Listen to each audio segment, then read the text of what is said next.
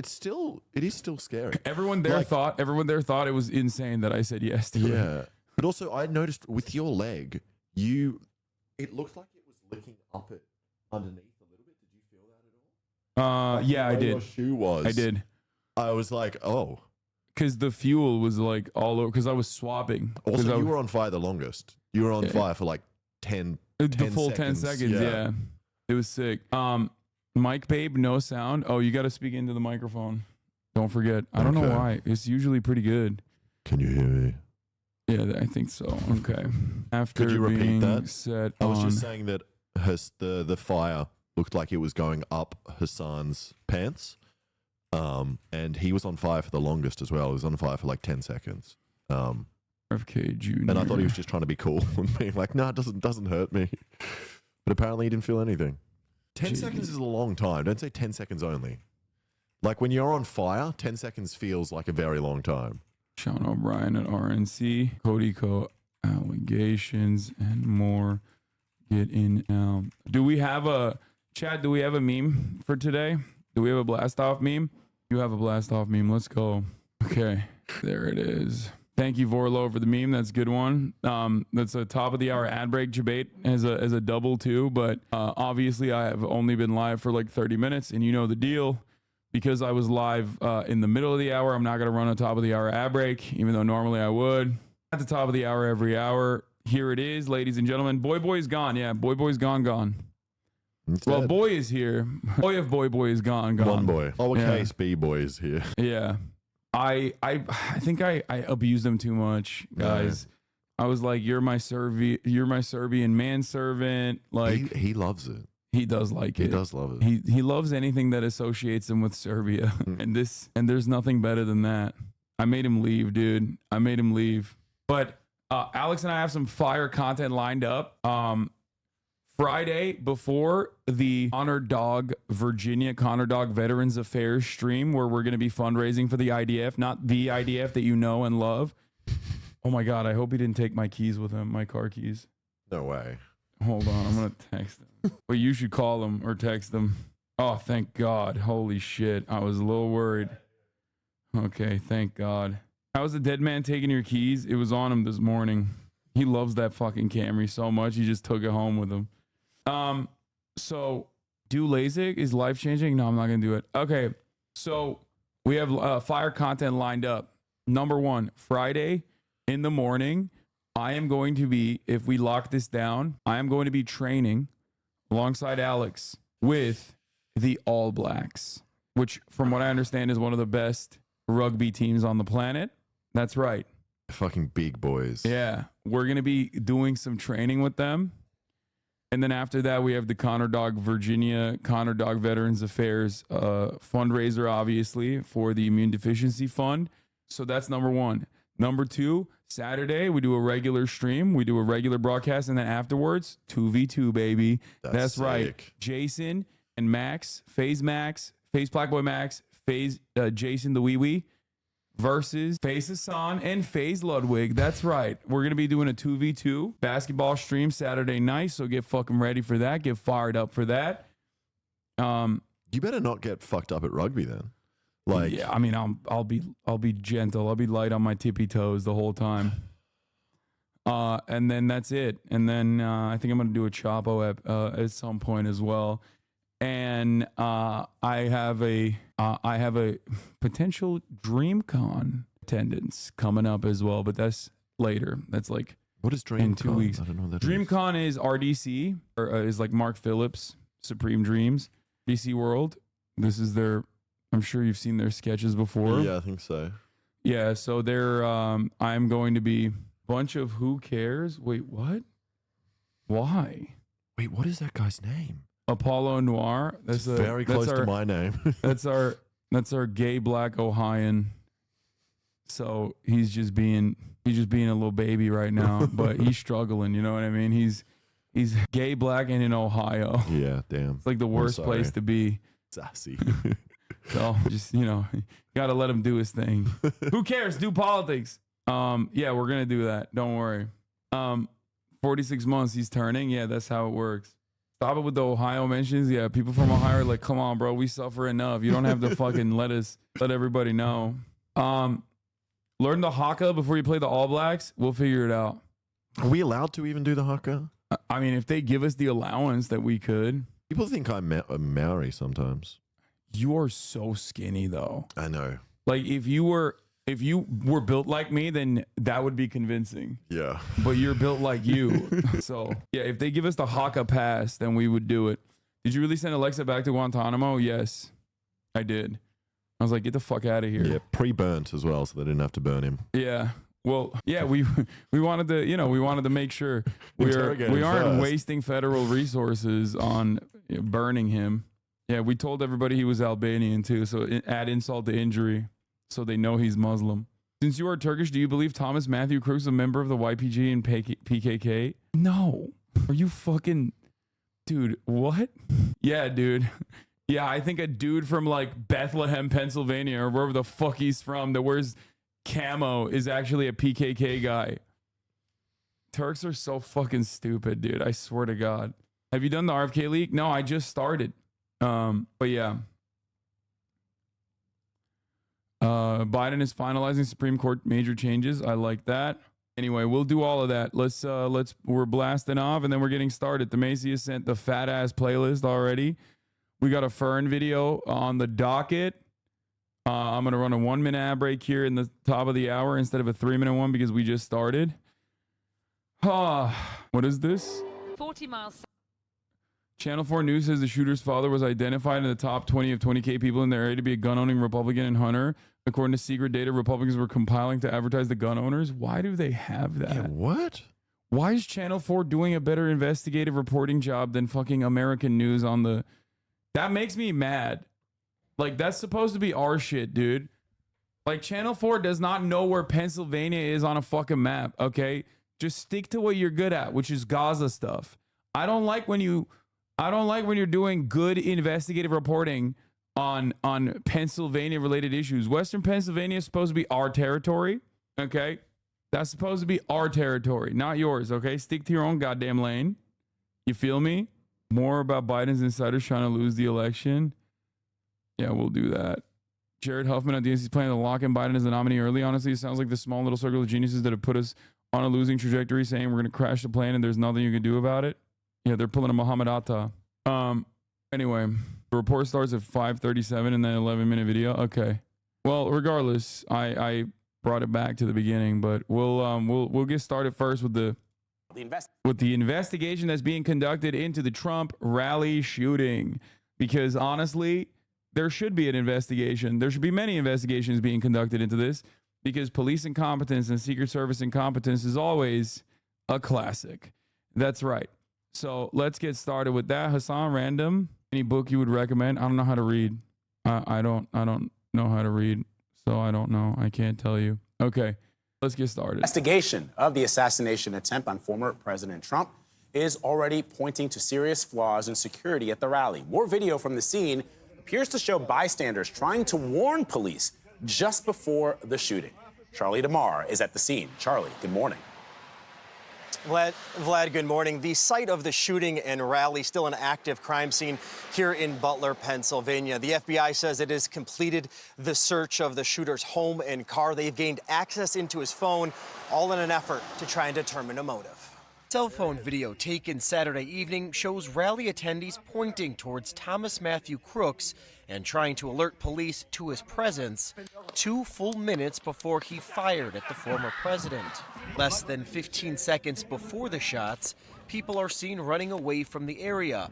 Then, just moments later, some in the crowd begin shouting that the man on the roof has a gun. He's got a gun! The shooter killed firefighter Corey Comparator and wounded 3 others, the former president, 57-year-old Marine Corps veteran David Dutch, and 74-year-old James Copenhaver. Seconds later, he was shot dead by 1 round from a Secret Service counter-sniper. Dude, it's pretty funny that, like, that footage will forever have the TMZ logo on it. Like, our generation's Zapruder footage literally has the TMZ logo on it. I think that is perhaps like the best demonstration that we have devolved as a society You know what I mean? Like, it straight up has the TMC watermark on it. That's crazy. I mean, it's a beautiful thing. It's a beautiful thing. The Butler County Sheriff says his department, which was on scene, was not responsible for sweeping the roof where the shooter was perched. The Sheriff's Office was not asked to do that, and I don't know whose responsibility that would have been. Sources tell CBS News that the Secret Service didn't clear it either, since it was outside the secure perimeter.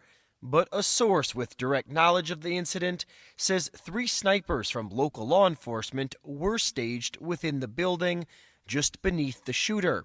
They observed Crooks acting suspiciously before the shooting and radioed into command that he was using a rangefinder and had a backpack. By the time help arrived, it's a large building and would have been hard to clear. Yeah, no, totally, dude. You're right. Yeah. That's what the Secret Service is supposed to say in situations like this. Like, oh man, that's just too hard. Okay. I'm sorry. It's just too hard. It's just too hard. There's not anything we can do. Bro, these guys clear cities. Okay. When I talked about this, someone was trying to unironically make the argument that it's easier for the Secret Service to clear out an entire city block in like DC than it is to secure a fucking barn. Okay, not a barn, but like literally just like a factory. That's the only other building, like a warehouse. That is the only other building in like a 1 mile radius. It was too late. Secret Service Director Kimberly Cheadle yesterday said she would not step down from her post, despite some calls for her to resign. In an exclusive ABC News interview, she said, "The buck stops with me. I am the director of the Secret Service. It was unacceptable, and it's something that shouldn't happen again." Secretary of Homeland. Yeah, she's like, she should have said, "I'm a woman. And as you guys know, women are less capable than men." Elon Musk is right. DEI. Elon Musk is right. DEI initiatives are absolutely ruining this country. And Security Alejandro Mayorkas said former President Trump's Secret Service detail has been beefed up, adding that an independent investigation into the shooting and law enforcement response will begin within days. A law enforcement source tells CBS News that the shooter visited a local gun range days before the shooting. That's a terrible answer from though. Shouldn't happen again. It's very weak rhetoric. Yeah, honestly, I don't know why she said it like that. She should have just straight up been like, as the leader of the Secret Service, it is absolutely my responsibility to ensure that this will never happen again. And you have my assurance that it will never happen again. We take our job very seriously, and we are investigating the process very seriously. And you know, our commitment to the safety and security of all of the high profile, people that we are tasked with serving and their family members is absolute, something along those lines. I just whipped that up in like literally 3 seconds. That's crazy. Bro is yapping. Dude, they should just hire me to do PR. As you guys know, I'm so good at doing PR, especially for myself. And purchased ammunition, 50 rounds of ammo before heading to the rally. And multiple sources telling CBS News that the shooter's father called 911 shortly after his son opened fire. Adriana? So many new details. Charlie, thank you. We do have some break. Okay, it's actually not a joke, though. It's actually not even a joke that 100% I would love to see the shooter's phone. And I am not even remotely kidding when I say I think I could do a better job than whoever the fuck they have at Quantico to immediately identify points of radicalization and figure out a motive. I'm not joking when I say this. That I am not very confident in my expertise in anything on this planet, really, like anything at all, with one exception, and that is brain rot. Okay? Brain rot. Give me brain rot, I will tell you with pinpoint accuracy exactly how this motherfucker became brain rotted, what YouTube videos he watched, okay, what his allegiances are. And like, I won't lie, even if it's like he's Antifa or whatever, like I'll still tell you. I just want to know the truth so bad. But would you be unbiased? I mean, it'd be hard in that situation. But if I'm allowed to see it, then, you know, you just out of sheer curiosity, I want to know so fucking bad that I would be unbiased in my analysis. Okay? Do you think he wants to avenge the death of Qasem Soleimani? Yeah. Yeah, definitely. That seems to be my working theory. You guys don't understand. Butler, Pennsylvania was weeping when Qasem Soleimani was executed. A lot of people don't understand how hard Western Pennsylvania was struck with the news that Qasem Soleimani was executed by the American government. Okay? Butler wept, dude. Like, what's the argument? Exclusive. Secret Service ramped up security after intel of Iranian plot to assassinate Trump. Like, even if this is correct, okay, which, you know, I don't know, who knows? But like the idea that this would be somehow connected to the fucking shooter. Let me tell you what I think is even more likely. Like, let me tell you how unlikely this is. Okay. It is so unlikely that I think it's more likely that the shooter was a Nikki Haley or a Ron DeSantis stan. And I think that's pretty fucking unlikely. Okay. Like, I'm imagining a realm of possibilities here. And I'm thinking in my mind, like, the shooter's connections to Iran, the IRGC, is somehow less likely than the shooter being like a diehard Nikki Slaley stan and being like, "We need you, Nikki," right now, is blaring in his ear as he lined up the shot. You know what I mean? A single tear fell down his cheek as he lined up the shot on his iron sights and looked down the barrel of that AR-15 and said, "It's time.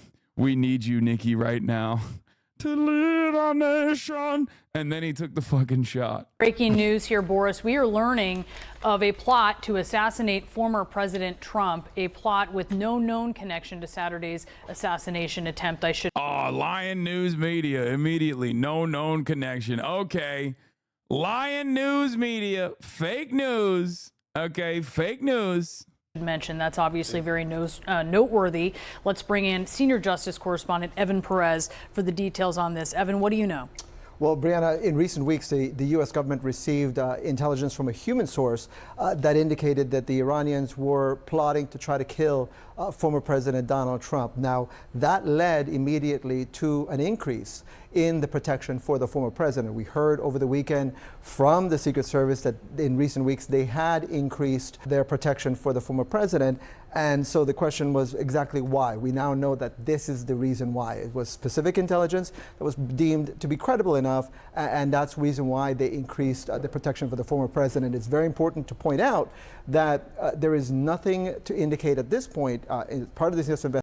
This makes things even funnier that, like, there was actionable intelligence on attempts that might come from foreign adversaries against the former president, and the Secret Service still fucked up this hard. Like, we have a gaping hole in our security apparatus, in our security barrier, if that is the case, okay? Like, this is the best increased intelligence gets you. Investigation of the events on Saturday. Hot take, Mossad wanted to pin this on Iran, but the guy missed. You are also insane, dude. No, Mossad would never in a million fucking years execute Donald Trump, who is literally a more popular political figure than Benjamin Netanyahu and Joe Biden, okay, in Israel. What are you saying? That the shooter, the would-be assassin that tried to assassinate the former president on Saturday, there's no indication that it had anything to do with this Iranian plot. It appears to be a coincidence, obviously, but it is one of those things that is raising new questions, I think, for the Secret Service and for everybody involved in the protection of Donald Trump, how it was that these events took place as they did on Saturday. How did someone, this 20-year-old person, get onto that roof, again, knowing that they had this intelligence, the Secret Service was aware of this intelligence, and they had taken, obviously, some additional steps. But how did that person get on a roof and be able to fire off these shots that almost killed Donald Trump? Those are very, very big, important questions that you're going to have. Asman has tasted the politics viewer counts. He will never be the same. Yeah. I don't think he understands that he stepped foot into a very treacherous field, though. A field that will not be kind to him. So, like, currently gamers watching him do political commentary will go the distance, but I don't know if he'll want to continue it. Under than it is to you, lol. Yeah, but all I'm gonna say is this area, this space that I exist in, is a very treacherous one. It's significantly worse, like significantly worse than doing courtroom analysis on the Johnny Depp stuff, Secret Service are going to have to answer in the coming weeks. And then the other issue, obviously, is how much of this played into some of the preparations for this rally. We know that over the period of months. I'm the Geo Rainbolt of fucking figuring out brain rot, dude.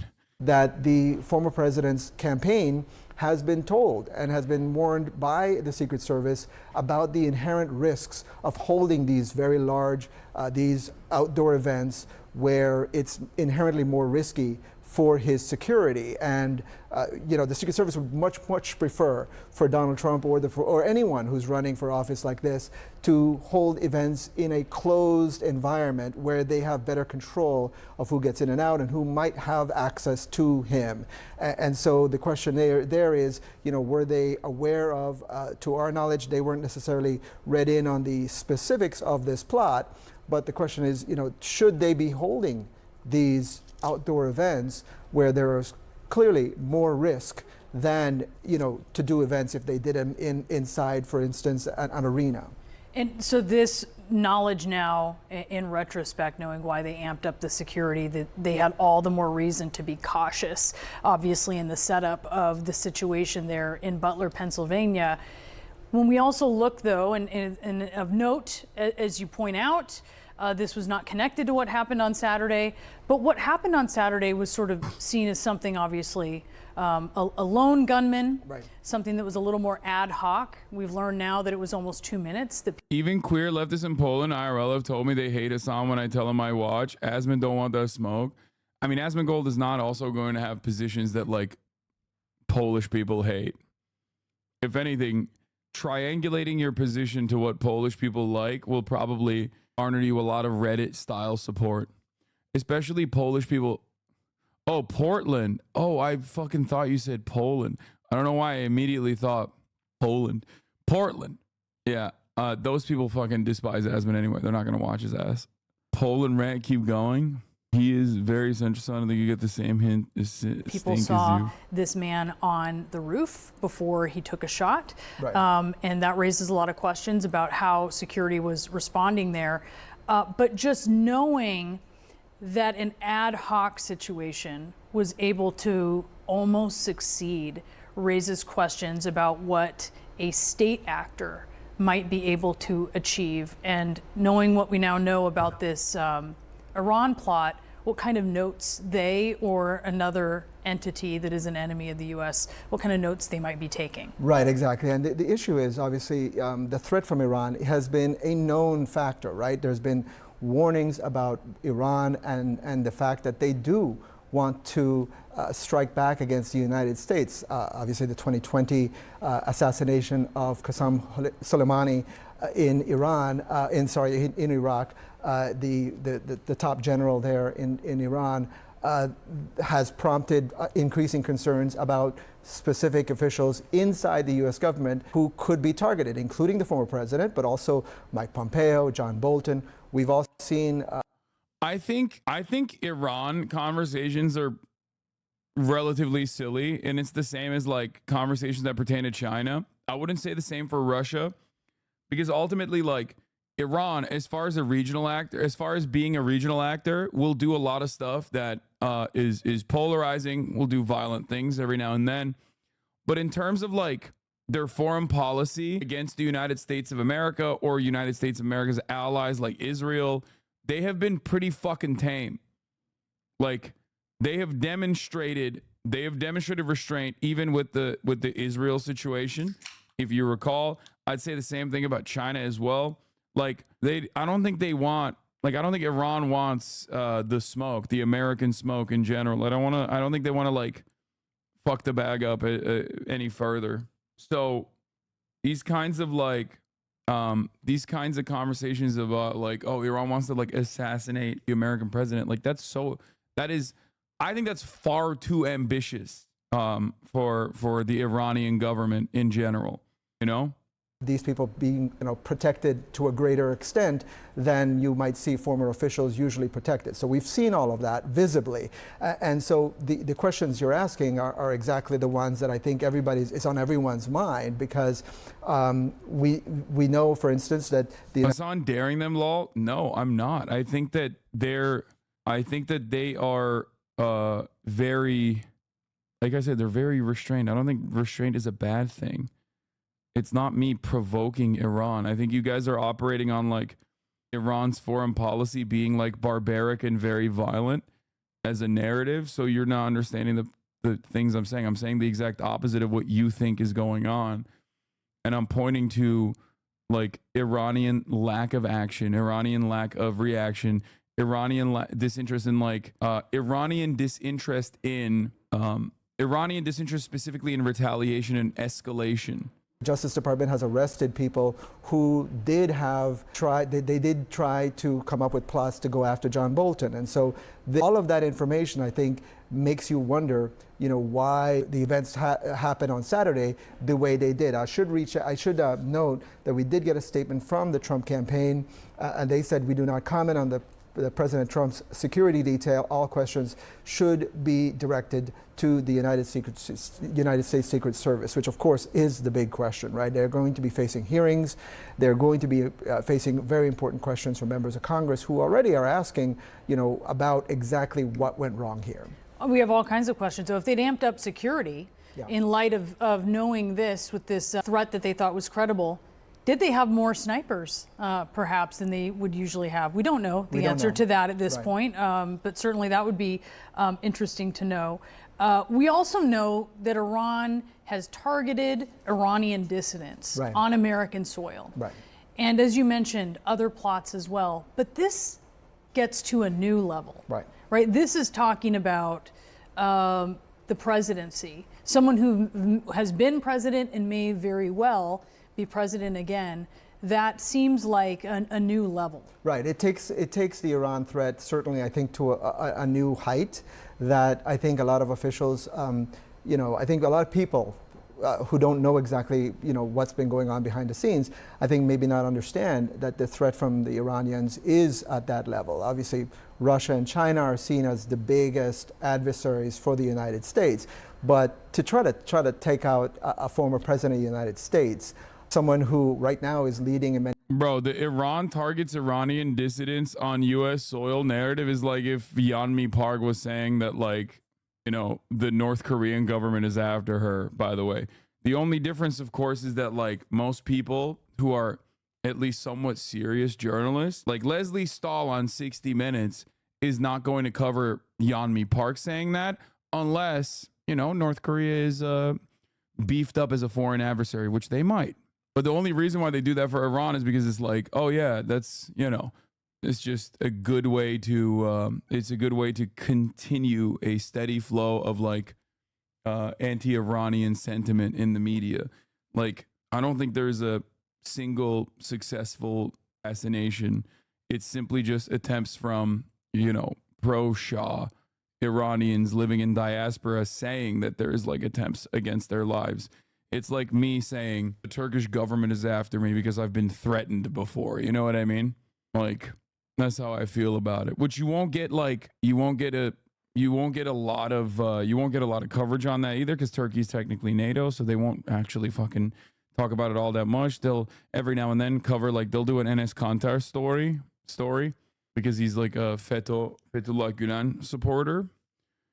But ultimately, it's not like the same stable narrative that you can plant against the same stable narrative you can plant against like a foreign adversary that we've propositioned as a foreign, like we've propped up as a foreign adversary for multiple decades at this point. Many polls, and is, at this point, if you were to held an election right now, could very well be the next president again come January. certainly does indicate that this is an increased level of threat. And that's what the Justice Department, that's what the FBI, that's what the intelligence community, the Homeland Security Department, everybody is very, very keenly aware of. And so the way to protect someone like the leading candidate and to protect the current president of the United States it makes it a lot more complicated. We know that politicians want to India have has done these more kinds of assassination attempts on U.S. and Canadian soil than Russia, China, and Iran. Saudi Arabia as well, and not just U.S. Soil, but like United States permanent residents, very famously, as a matter of fact, both in Canada and the United States, but also specifically like United States legal permanent residents like Jamal Khashoggi. But again, those are in the sphere of American influence to a certain degree.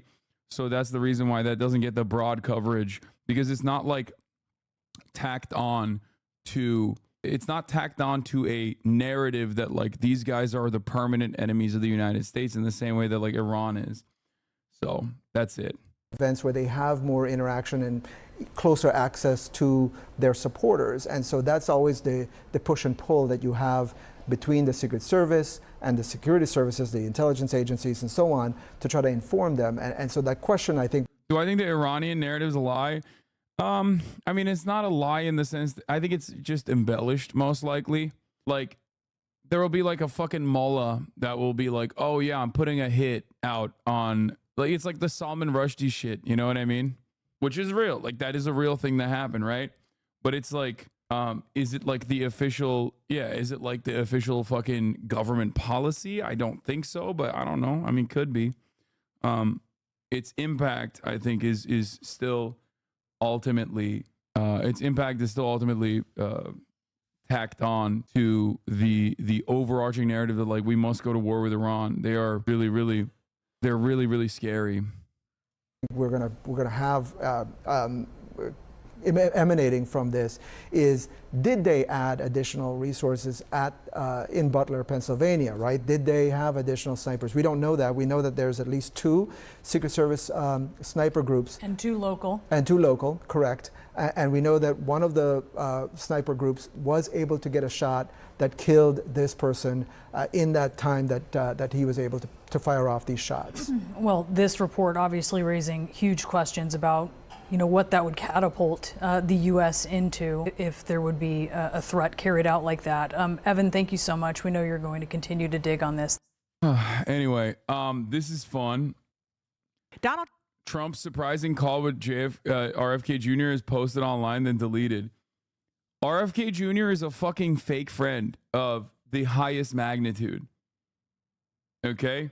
There is nothing more of a fake friend move than just like getting a call from your bestie that almost got assassinated and then leaking that shit very publicly for everyone to hear and everyone to see and everyone to watch, only to then turn around and delete it.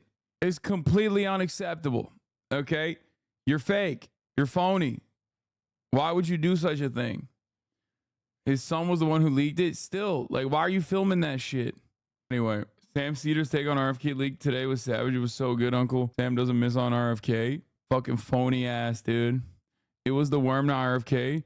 Yeah, we'll talk about it. Let's get to the meat of the phone call, though. Trump made a phone call to RFK Jr., who recorded his end of the call, and we have part of that. Let's listen. Something's wrong with that whole system.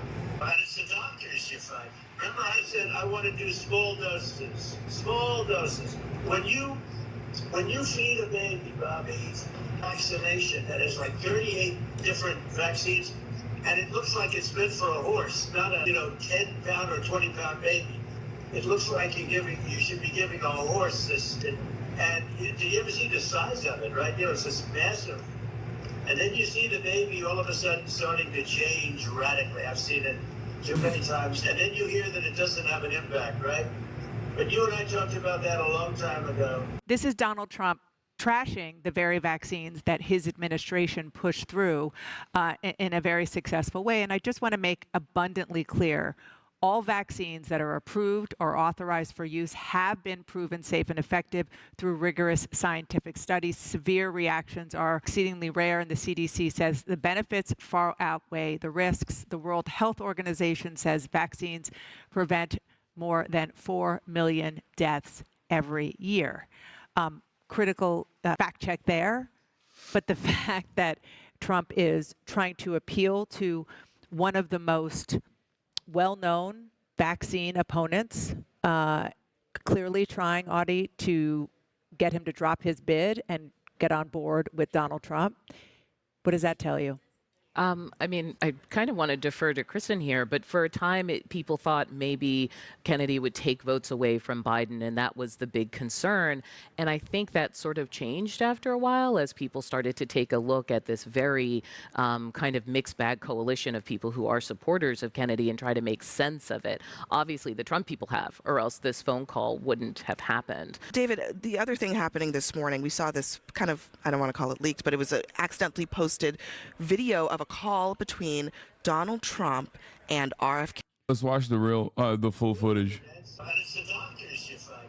Remember I said I want to do small doses. Small doses. When you feed a baby, Bobby, vaccination that has like 38 different vaccines, and it looks like it's meant for a horse, not a 10-pound or 20-pound baby. It looks like you should be giving a horse this. And do you ever see? Classic. They're always doing this, dude. And then you see the baby all of a sudden starting to change radically. I've seen it too many times. And then you hear that it doesn't have an impact, right? But you and I talked about that a long time ago. And anyway, I would love you to do stuff. And I think it'll be so good for you and so big for you. And we're going to win. And, he's interesting. It was very nice, actually. He called and he said, how did you choose this? So I guess that's, people see, if I was looking straight on, right? He said, how did the darkness people pull? Just turned my head to show the chart. And something wrapped me. It felt like a giant, like the world's largest mosquito. And it was a bullet going around. What do they call it? That's my favorite part, where he's just like, it's like a giant mosquito whizzing through my ear. Also, yeah, the Blade Runner filter on this is pretty fire. That an AR-15 or something. That was a big gun. Those are pretty tough guns, right? Do you guys want to see me getting caught on fire, getting lit on fire? I posted it on my TikTok. Go up because this is one of the best extractions I fucked it up though. I've seen in a long time. I think I fucked it up though.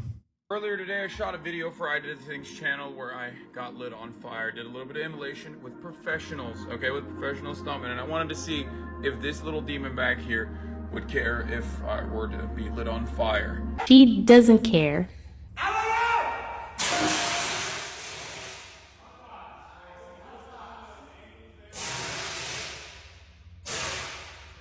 Earlier today, I shot a video.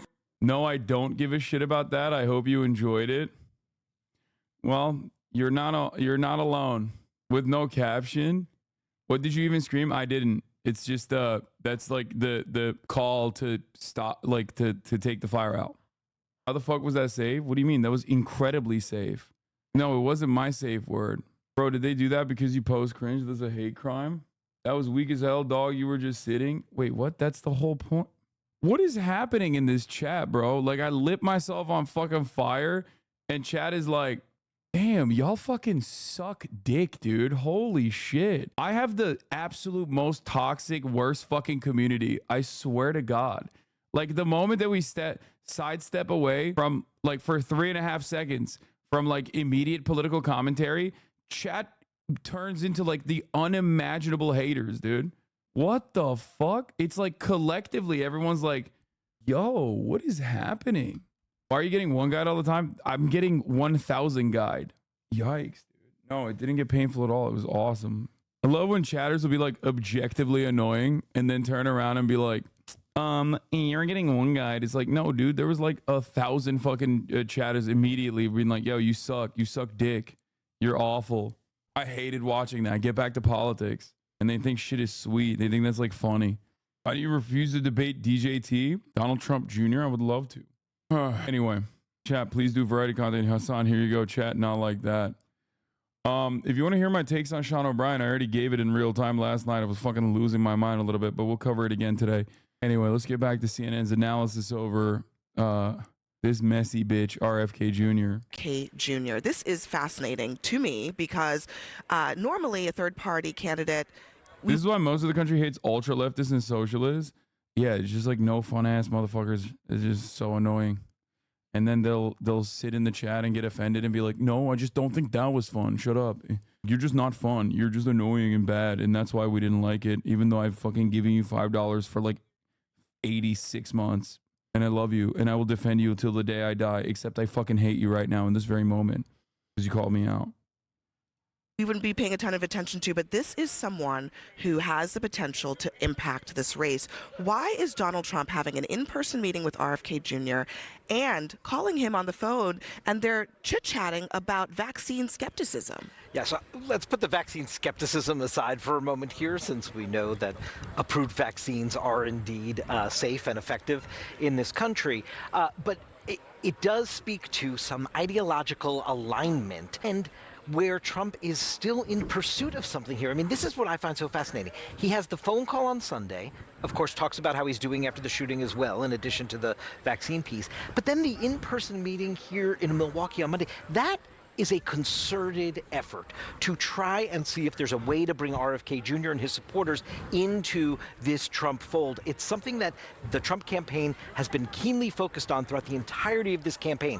They are of the mind that there are some real alignments with the RFK Jr. voters, and they saw him as a potential threat, and you see him right now trying to embrace it. Yeah, and I would also say, I mean, one of the things that we've heard over and over again since the shooting on Saturday is that Donald Trump is actually trying for this message on unity. Now, I will be clear. How long this lasts, if it lasts, we have no idea. Obviously, Donald Trump is not one for a unified message, but the people I've spoke to who are close to him have said that he feels like a changed man. At least he... Dude, I hate this narrative, but like low key, maybe I'm too libbed up right now. And I was talking to Austin about this last night as well. That motherfucker looked changed, dude. He did. Last night, when I was watching his ass, he just looked like something was different, dude. He had an air about him. Look, you know, I will of course wait and see. He could be changed for the worse. That's the highest likelihood. But when he was there at the RNC, he looked different. He looked sad, you know? He looked like a man who had a brush with death. He looked like a man who had a near-death experience, which he did. So we shall see. You know, his ass only signed up for money and fame. Now that he almost lost his wig, he's second-guessing. That's what I was thinking, too, because he's like a massive narcissist who's only interested in his own damn self, right? Like, we know that. That's a fact, right? Having said that, however, it does kind of feel like this politics shit ain't a game no more when your life is on the line all of a sudden. Like, running for re-election is your way out of prison. Because for Donald Trump, it's literally not life or death, but like life behind bars, or at least some time behind bars versus no time behind bars. So he sees it as an existential crisis for that reason. Like his continuation of this re-election is his attempts at winning the presidency. Having said that, however, now that it's a literal fucking life or death style situation, well, then the dynamic changes a little bit, don't you think? Where he's like, damn, bro, this shit could get me killed. Like, I thought the Secret Service was like on it, you know? I thought the Secret Service was saving my ass every time. This is your worst day. He would never see jail, house arrest at best. Sure, but he doesn't think that. He thinks he probably would go to jail. I mean, dude, come on. He thinks he's like, once he's no longer running for office, he doesn't have that protective barrier that the Republican Party gives him. And when he doesn't have that protective barrier that the Republican Party gives him as their candidate, all of a sudden, he doesn't have like the same, like he doesn't even have, if he doesn't have campaign funds, how's he gonna fucking pay for all the legal fees and shit? Come on. He's saying he is. One of the things that he's saying is that he's lucky to be alive. I need you to understand something, though. I'm not saying that this means that he's like, I'm not saying that this means he's like a good guy magically or anything like that. I'm not saying that at all. I'm simply stating that my boy had a brush with death and he just simply looked like he changed a little bit. His attitude looked a little different when he was at the RNC. It's the night. He's the belle of the ball. This is his night. I don't think he's reformed. I just think it shook a little bit of fear into him. That's it. So there is a concerted effort that they're making as a whole on trying. Yeah, the unity stuff is bullshit, though, and I'll talk about that in a second. I got to pee first. This morning with a very emotional arrival, and emotional was the word last night, of former President Trump at the Republican National Convention.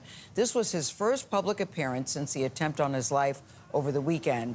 Wearing a bandage over his injured ear, Trump drew very loud cheers from the crowd. His arrival came as he officially secured the delegates to become his party's nominee. And he announced his running mate, that's Ohio Senator J.D. Vance. All that just from day one of the convention, and there is so much more happening today. Tony, as you know, is leading our RNC coverage in Milwaukee. Tony, good to see you. It was a very emotional night last night. I was up late watching. Yeah, good morning, Gail. Emotion really is the word for it. Pure emotion last night as Donald Trump locked in his party's nomination. The crowd here was dancing in the aisles to classic rock at times. And then the former president, as you mentioned, he appeared himself on a big screen and then walking out to a notable and powerful hush in the arena before that raucous applause and chants of "We love Trump." The woman directly next to me, in fact, broke into tears at the mere sight of her candidate. And then we got our very first image of the Republican ticket together, Trump and his newly announced running mate, Ohio Senator J.D. Vance. And Vance is interesting. It's been a journey from critic to ally, once calling Trump cultural heroine and possibly America's Hitler, now fully embraced by the crowd as one of their own. As for Donald Trump himself, he did not speak last night, but the emotion was etched onto his face as well, and he is now reworking his Thursday night speech to be, quote, more unifying, he has said, a notion not typical of a Trump campaign speech. Our team is all over all these. Dude, also the media's like reframing of the campaign is pretty funny because like JD Vance is like a liberal darling early on, even though they don't like him anymore because he's like super MAGA now. But like the fact that he went with JD Vance, immediately the media was like, yeah, is he becoming more moderate? He's a darling of the Silicon Valley. It's like he's a normal guy. This is gonna be the heir of MAGA apparent. Like, you guys suck so bad. Okay, you're so ridiculous. I feel like you treat the American public like they're fucking dumbass monkeys. Okay, like they really do. Like they have no respect. They have no respect for Americans. Okay, I mean I know we're stupid, and we're purposely kept docile by the media. But goddamn, dude, it's like, oh, he's great. He's a MAGA apparent. Is Trump doing a pivot to being more moderate? Angles and more, including the latest from the attempted assassination and new comments from President Joe Biden about cooling down our politics. But we're going to begin with Ed O'Keefe, who's with me here in Milwaukee and was with me on the floor last night in the Fiserv Arena. What did you notice? Relief and resolve. Relief that he's okay, resolve to make sure that the Republican Party wins this. But as you said, just this sense of thank goodness he's safe, and now let's figure out how to win this thing. In your libertarian era? Wait, what? Okay. And the former president's dramatic entrance capped a really busy day one for Republicans. Donald J. Trump. Former President Donald Trump made his first public appearance since surviving an assassination attempt, standing side by side with his new running mate for the first time, and showing a rare, somber side amid an outpouring of support. Trump walked out. Many in the crowd were moved to tears. I am so. Oh, by the way, the Republican Party has already operated like a cult. They became increasingly more culty under Trump. And now that Trump was shot and survived, oh my Lord, dude. The stuff that we heard last night from some of the randoms in the crowd was insane. But it wasn't just the randoms in the crowd. Like, did you guys see? We didn't watch this live. Did you see what Tim Scott said at the RNC? Did you see what Tim Scott said at the fucking RNC chat? Do you ever hop off the Republican Party's meat? Sometimes I'm on your mother's meat, and when I'm on your mommy's meat, that's usually when I hop off the Republican Party's meat. Let me see if I can find the exact moment, because it's crazy, bro. I know this is going to offend the liberal elites. Every time I say it, it offends them. But let me say it one more time. Is this it? America is not a racist country. Yeah, dude, it was just so funny. Tim Scott literally plays one role in every Republican conference he attends. He's like, what's up, guys? I'm Tim Scott. You might notice that I'm a black guy. And as a black man, I've experienced racism. And let me tell you, the Republican Party is not racist. Like, it is so funny that Republicans constantly talk about DEI hires, okay, constantly. And then they unironically do that. Like, not to say that Tim Scott is not capable of being in the position that he's in, but like, they only use him for one reason. And that is black guy who says Republicans are not racist. As a matter of fact, it's not just him. It's every black speaker at these conventions. Every single fucking time. Okay? Every single time. And I'm saying this as someone who's been professionally covering the Republican Party for a decade now. You go to CPAC, okay? You go to CPAC, you have a lineup of black Republicans. Every single one of them is going to hit that note over and over again. You go to the RNC, same shit. You go to TPUSA conferences, same shit. It's always the same. I'm here to tell you that systemic racism is fake. It's not real. Democrats made that up as a lie to, dupe the black vote, which, by the way, is unironically a sentiment that you can only express if you personally think black people are stupid. It is a white supremacist ass attitude to have, that like black people do not have the capacity to make their own decisions and have simply been fucking duped by the Democratic Party consistently calling the Republicans racist, and not because they've seen the Republican Party and all of its representations in both media and in their own personal lives be white supremacists as fuck. So like it quite literally is like, a dumbass racist ass attitude. Oh yeah, black people are incapable of making decisions on their own. They're incapable of experiencing systematic racism. They're incapable of recognizing who's responsible for it, sometimes more than the other side. Okay? Just like, this isn't to say, Law, it's even more racist than what he's doing. That's what you're saying? Wait, what? What I'm saying is more racist than what he's doing? What are you talking about?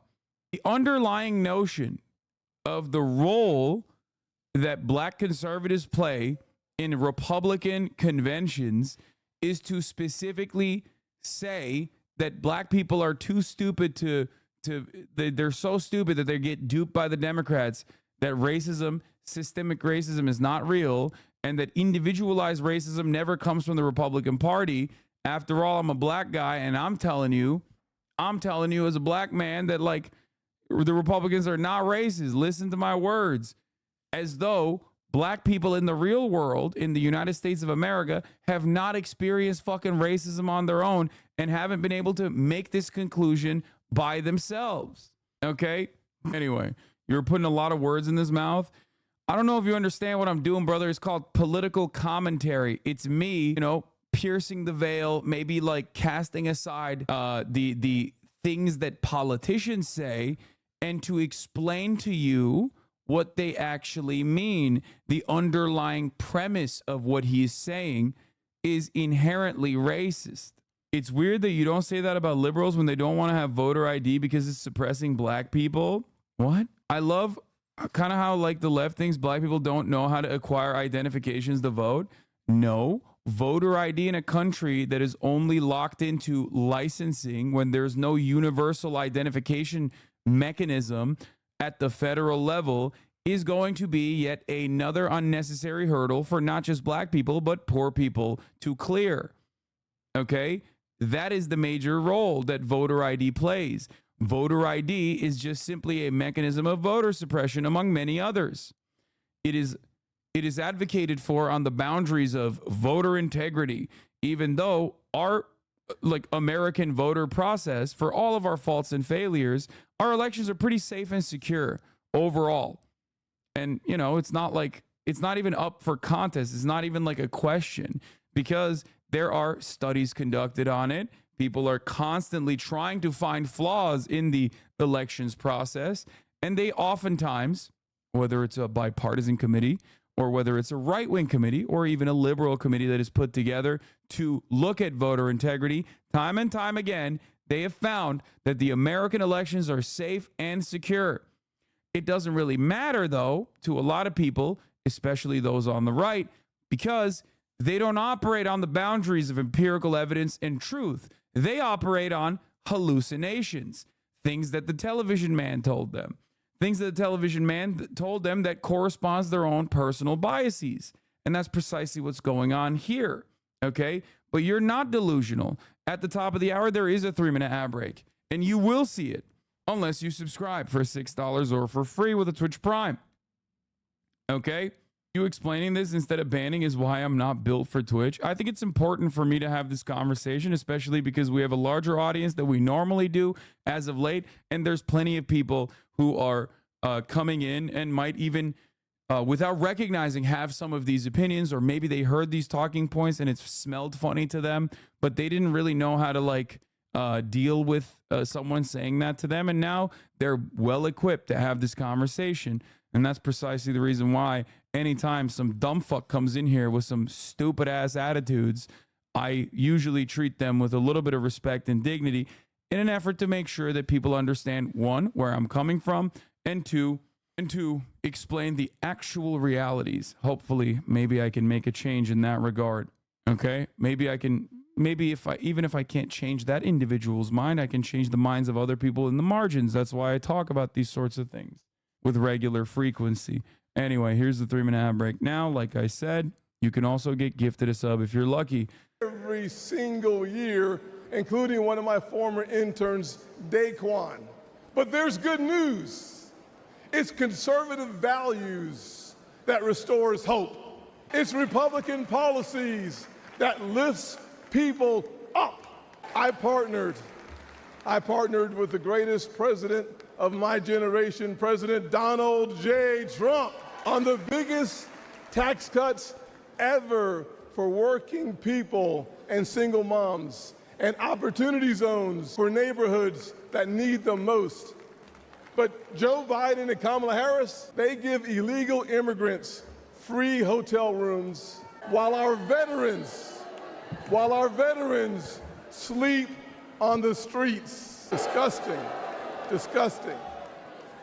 Trump secured our border once, and Donald Trump will secure it again. This November, we are not deciding simply the fate for the next 4 years. We're setting. Do not say South Carolina Senator Tim Scott is a kissless virgin, please. Do not say it. He is now slated to be married. He probably will be not getting married now that he doesn't have to because he's not the VP pick. But do not say he is a kissless virgin, please. That's very disrespectful. I think he's kissed one time. A course for the next 40 years. I see our heartland filled with huge American factories, powered by abundant American energy, building what America needs, creating okay, to get to the Jesus stuff. Of Ronald Reagan and Donald Trump. Where's the Jesus stuff? Was it in the beginning or was it in the end? But 4 more years. I love it. Was it in the beginning? Are you ready for 4 believe in miracles before Saturday? Here. This is the part. Oh my God. I was looking at the whole speech. He came in hot. I thought he ended it hot. Turns out he came in hot. Look at this. Listen to this and tell me that MAGA is not more of a cult today than it was yesterday, which is shocking for a lot of people because you're like, come on, dude. How much further can they go? How much worse can it get? Donald Trump, me too. Listen, if you didn't believe in miracles before Saturday, you better be believing right now. Thank God Almighty that we live in a country that still believes in the King of Kings and the Lord of Lords, the Alpha and the Omega. And our God still saves, he still delivers, and he still sets free. Because on Saturday, the devil came to Pennsylvania holding. Dude, this is like remember, Tim Scott is supposed to be like a quote unquote normal Republican. Okay? Yeah, God hated that firefighter, Corey Contemporary or whatever his name is. God was like, yo, fuck that firefighter. I'm bending this goddamn bullet to directly hit him center mass. It's like, that's normal in the South? No, the fuck it's not, brother. No, it's not. Okay? Don't act like Southerners are like a different brand of human being. It's this level of idolatry is actually unacceptable, okay? Yeah, if you go into a fucking psychotic far-right Christian church, just stop saying it is. No, dude, you're talking about like 30% of the American population. Please stop. We also live in a time when religiosity is like significantly lower than it has ever been and only trending downward. And you're over here being like, no, dog, you don't understand. This is how everybody is. Like, no, dude, no. Okay, you're talking about Southern Baptists, Southern evangelicals. Holding a rifle, but an American lion got back up on his feet and he roared. Oh, yeah. This is psychotic, bro. 30% of 360 million is a fuckload of people. Yes, it is. But to say that like this is everyone is wrong. Okay? There are Southerners in this chat. What are you talking about? Like, I'm not saying nobody is like this. I'm not saying a insignificant number of people are like this. I'm simply stating that like this is ridiculous. Okay? This attitude is ridiculous. You're not a fucking televangelist pastor. Like, what the fuck? And even if you were under normal circumstances in a normal congregation, a fucking televangelist pastor chirping like this should be looked at a little weirdly too. Now, obviously they won't, specifically in the churches that we're talking about. He roared! Yeah, yes he did! You see, America, this is a difficult time. Oh, anyway, this is actually insane. Like, please don't tell me this is normal. Please, okay? I can't take it. Please, please, please don't act like this shit is normal, okay? It is not. Please don't say it's normal. Please don't entertain this as normalcy. This is nutty. This is nutty to the highest degree. This is nutso. This is scary. What the fuck? This is so fucking unhinged. You should visit the South, then you can wake up to the reality that this is normal for lots of people. I have visited the South. I go to the South all the fucking time, okay? This is cult. This is cult shit. This is cultish. This is like more Westboro Baptist Church than it is like the regular church down the fucking street. And also, you should not entertain the normalcy of such sentiment. He's talking about Trump like he's a Jesus-like figure, man. What the fuck? Like, what are we talking about? He's literally saying Trump is God Emperor ordained by God. Also, to go along with the narrative again, that the role that black conservatives play in the RNC. Heard a little bit earlier today. If you don't vote for Donald Trump, you ain't black. I love that it pans to the crowd. But see, here's the thing. Like, I love that it pans to the crowd. The only black guy there is the cameraman. He's working the event. By the grace of God. Yeah, I heard. Oh, Jesus Christ. Hassan, I was wondering what you thought about Biden saying if you don't vote for me, then you ain't black. Both political parties need to be wiped away, and we need to start agreeing on ideas and not aligning to part. Wait, what do you mean? I think it's fucking ridiculous. Do you think I like Joe Biden? What's wrong with you? The difference between you and Republicans and myself is that I don't fucking dick ride the goddamn leader of the party just because you think I align with their interests when I very clearly do not. I have the capacity to be unimaginably ruthless to Joe Biden. And as a matter of fact, I am all the fucking time, nonstop. He does a lot of shit that is worthy of criticism, a tremendous amount of criticism. Call him a genocidaire on a regular fucking basis. The difference is Trump supporters, on the other hand, completely overlook all of these issues because they are in love with the man. Okay? They are in love with the man. Here, look, do you want to know what my opinion on Joe Biden is? Here, this is from yesterday. Last night I tweeted this. Joe Biden had the audacity on a Complex interview to say, I'm the guy that did more for the Palestinian community than anybody. And I said, He killed more Palestinians than every other contemporary U.S. president. Trump's policy set the stage for October 7, but Joe Biden actively bear hugged and refused to stop Netanyahu. I'm so fucking ruthless. I'm so ruthless to Joe Biden that dumbasses like this turn around and say Hassan is rich. Trump probably be better for him financially speaking. Okay? I'm so fucking ruthless to Joe Biden, despite the fact that, like, I would love to vote for a competent Democratic leadership that isn't currently engaging in an active genocide. Okay? It's so fucking stupid.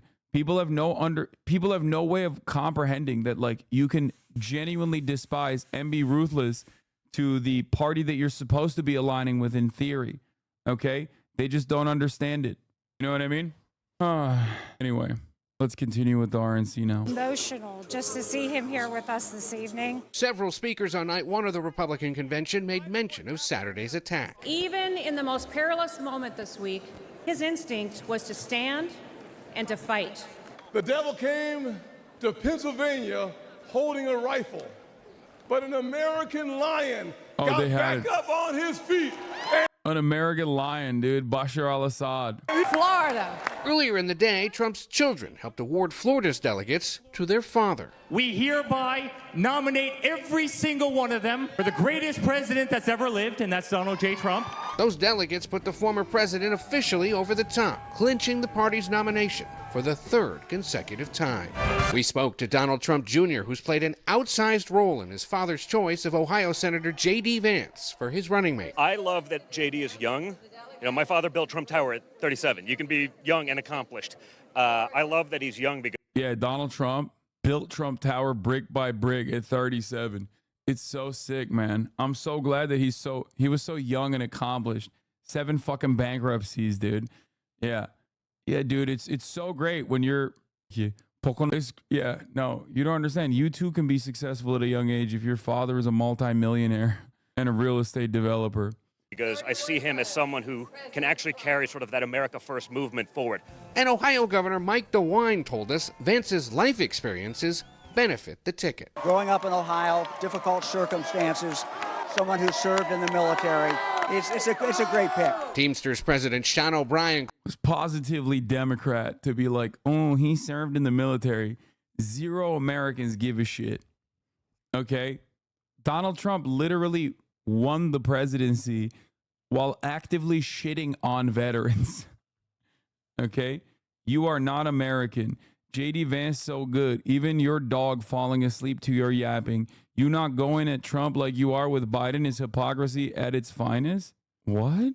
You think I like Trump and I'm not going at him, but you also like J.D. Vance? Is your brain all right? What's happening? What's going on, dude? Is there like a new crop of Destiny heads in here or some shit? Like, what's happening? I'm trolling, dumbass. Oh, okay, nice. Well, here you go. Banned. I like that the trolling is saying that, like, I'm not American. What's next, bro? You're going to fucking call me a sand N-word or something? I'm just trolling, stupid. Like, come on, bro. It's just a little light trolling, you know? Closed out the night, the first time a leader of that powerful labor union has spoken at a Republican convention. The Teamsters are not interested if you have a D, R, or an I next to your name. We want to know one thing. What are you doing to help American workers? So it's night 2. How on earth do you top that? Well, tonight's theme is Make America Safe once again, and the headliner we're watching for is the former United Nations ambassador and GOP rival of Donald Trump, Nikki Haley, who's set to speak. She was a last-minute ad. Big hope among Republicans that they can unify the party, somehow keep her voters in the fold, lest they... J.D. Vance is the only real politician standing up for the rights or workers and the people. You are a communist, psyop, populist scum. Wait, what? Why are you using populism as a negative here while you're simultaneously literally eating J.D. Vance's, like, light attempts at populism? None of this makes sense. Yo, what happened?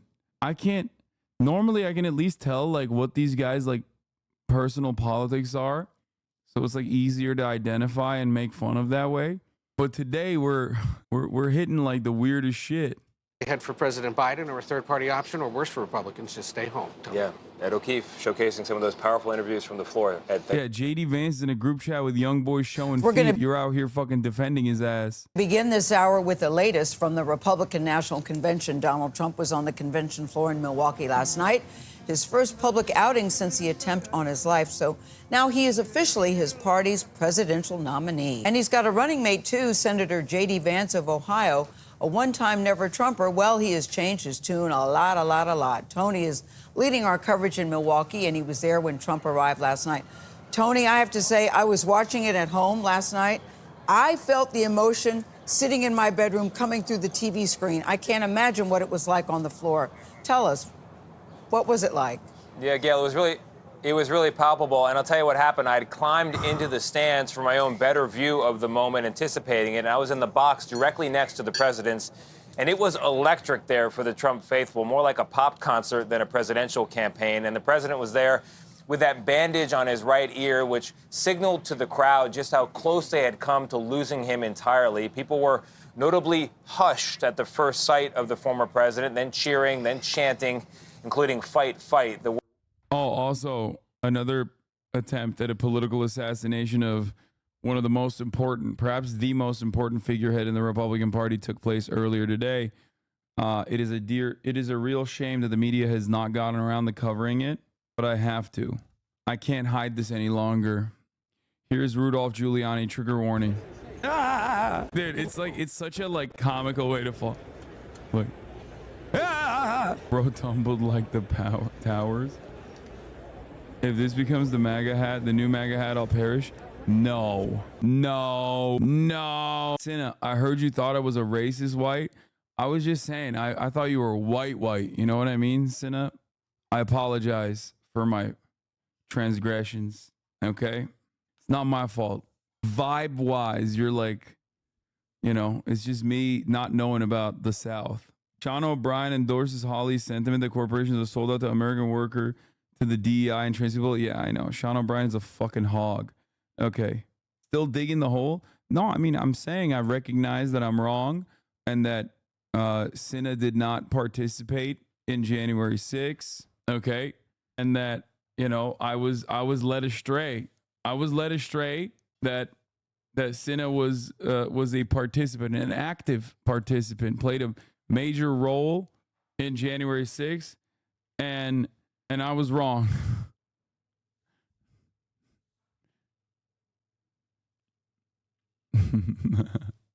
There's video evidence she was there. Okay, see, chat has led me astray. Okay, this is not a conclusion I came to on my own. This is a conclusion that chat actively played into. I saw her, I swear. See, yeah, I have a lot of January 6ers in this chat, and they said they saw you there. They said, I went to January 6th, and everybody knew you. You feel me? Say it to make amends. Well, yeah, I'm saying I'm sorry. I apologize. I was wrong. I mean, the clip of you saying the N-word did not actually do aside with my suspicions, but I meant say the word. Wait, no, yeah, okay, that's ridiculous. All right, let's be real for a moment. All right, let's get back to Donald Trump, Cinna's favorite politician. Words that Trump himself seemed to say moments after he was wounded on Saturday. And right at that moment, I turned to the woman next to me, Brenda Leak, a restaurant owner from San Diego, because I noticed she was crying at the sight of Donald Trump. Take a look. There are tears in your eyes right now. Tell me what you're thinking. I'm speechless. I'm looking at a man who has sacrificed so much, been through so much, been scrutinized, drugged through the mud for this country. And all of these people are here for him. And the fact that he's here is just, I find it overwhelming and touching that he's not hiding, he's not scared, he's ready to defend our country and take it back.